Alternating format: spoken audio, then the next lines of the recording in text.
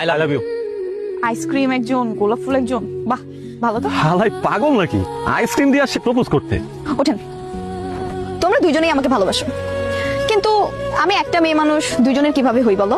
তাছাড়া ভালোবাসা তো এত সস্তা না যে তোমরা চাইবা আর পেয়ে যাবা। এই জন্য আমি তোমাদের জন্য একটা পরীক্ষা রাখছি, যে আমার পরীক্ষায় পাশ হবে আমি তারই হব। যাও, আমার জন্য 1 ঘন্টার মধ্যে যে সবচেয়ে দামি গিফটটা আনতে পারবে আমি তার। আসলে তোমাকে আমার দামি গিফট দেওয়ার জন্য 1 ঘন্টার প্রয়োজন নাই। আমি দেখতে চাই 1 ঘন্টা পরে এই লোকটা তোমার জন্য কি গিফট নিয়ে আসে, আর আমি এই জায়গায় দাঁড়িয়ে এই লোকটার থেকে দামি গিফট তোমাদের দিয়ে দেখাবো।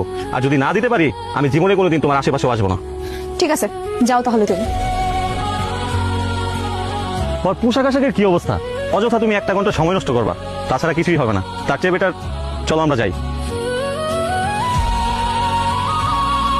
মহিমা, অলরেডি 1 ঘন্টা হয়ে গেছে, মনে হয় না এই ছেলে আসবে। আর এরকম একটা ফকিন্নির সাথে আমাদের তুমি চ্যালেঞ্জ করে দিলা। ওর সাথে আমি চ্যালেঞ্জে যাইতাম, শুধুমাত্র তোমার দিকে তাকায়া 1 ঘন্টা সময় নষ্ট করলাম। তার চেয়ে বেটার অ্যাকসেপ্ট করে নাও, এই ছেলে আসবে না।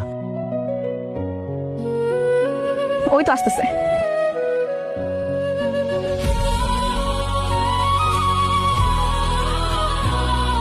এই যে ভাই চাপেন, স্যার আসতেছে। আরে আজব, স্যার মানে? ভাই অপেক্ষা করেন, এখনই বুঝে যাবেন। মহিমা, তোমাকে ধন্যবাদ এখানে 1 ঘন্টা দাঁড়িয়ে থাকার জন্য। আর ব্রাদার, আসলে মানুষের পরিচয় কিন্তু পোশাক দিয়ে না। মিস্টার, দেখতে আপনাকে পুরো হিরোর মতো লাগছে। চুলের কাটিং, গেঞ্জি, প্যান্ট, সুপার। আপনি কি বলতে চাচ্ছেন? আমার কি আছে না আছে আজ পর্যন্ত মহিমাকেও বলিনি।